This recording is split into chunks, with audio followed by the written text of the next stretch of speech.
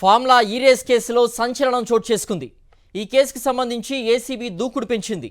KTR, Arvind Kumar, BLN Reddy, Kiran రావు ఎఫ్ఈఓలను prosecute చేసేందుకు governor అనుమతి కోసం ప్రభుత్వానికి రిపోర్ట్ పంపింది ఏసీబీ. ఇప్పటికే కేటీఆర్ను 4 సార్లు, అరవింద్ కుమార్ను 5 సార్లు విచారించింది ఏసీబీ. అనుమతి రాగానే వీరిపై ఛార్జ్షీట్ దాఖలు చేయనుంది ఏసీబీ. మరింత సమాచారం మా ప్రతినిధి అమర్ అందిస్తారు. అమర్, ఏసీబీ ఛార్జ్షీట్ దాఖలు చేయనున్నట్టు తెలుస్తోంది. ప్రస్తుతం చూసినట్లయితే రాజకీయ పరిణామాలు వేగంగా మారుతున్నాయి. ఈ యొక్క ఛార్జ్షీట్ దాఖలకు సంబంధించిన పూర్తి అప్డేట్స్ ఏంటి?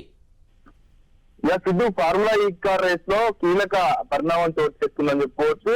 ఇప్పటి వరకు 9 నెలల పాటు పకడ్బందీగా ఏసీబీ అధికారులు ఈ రేస్ లో జరిగినటువంటి పూర్తి స్థాయి అవకతవకలకు సంబంధించి విదేశీ కరెన్సీకి నిబంధనలకు విరుద్ధంగా బిజినెస్ రూల్స్ ఎక్కడ కూడా పాటించకుండా డబ్బులు బదలాయింపు జరిగాయనేది కీలకంగా గుర్తించారు. దీన్ని మొత్తం కూడా మాజీ మంత్రి కేటీఆర్ తో పాటు ఇటు పైన ఉన్నటువంటి గత ప్రభుత్వ పెద్దల ఒత్తిడితోనే ఇదంతా జరిగిందనేది ఒక నిర్ధారణకు ఏసీబీ వచ్చింది. ఇప్పటికే 9 నెలల పాటు సుదీర్ఘంగా విచారించి ఇటు కేటీఆర్ తో పాటు అరవింద్ కుమార్, బిఎన్ రెడ్డి, కిరణ్ రావుతో పాటు ఎస్ఈకి సంబంధించిన కంపెనీలు ఏవైతే ఉంటాయో ఫార్ములా ఈ ఆపరేషన్ కంపెనీ కూడా 2 సార్లు కూడా విచారించిన పరిస్థితులు అయితే ఉన్నాయి. వాళ్ళందరి మీద కూడా చర్యలు తీసుకునేందుకు ప్రస్తుతం ప్రాసిక్యూట్ చేసేందుకు గవర్నర్ అనుమతి కోసం ప్రభుత్వానికి ఇప్పటికే ఏసీబీ అధికారులు ఒక రిపోర్ట్ పంపారు. ప్రభుత్వం రిపోర్టును యాక్సెప్ట్ చేసిన తర్వాత అటు గవర్నర్ అనుమతి కోరుతుంది. గవర్నర్ అనుమతి కోరిన తర్వాత వీళ్ళపైన చట్టరీత్యా చర్యలు తీసుకునేందుకు ఛార్జ్ షీట్ కూడా దాఖలు చేసే అవకాశం అయితే కనబడుతుంది. ఇప్పటికే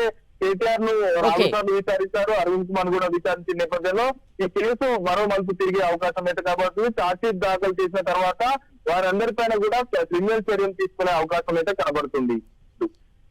ఓకే అమర్.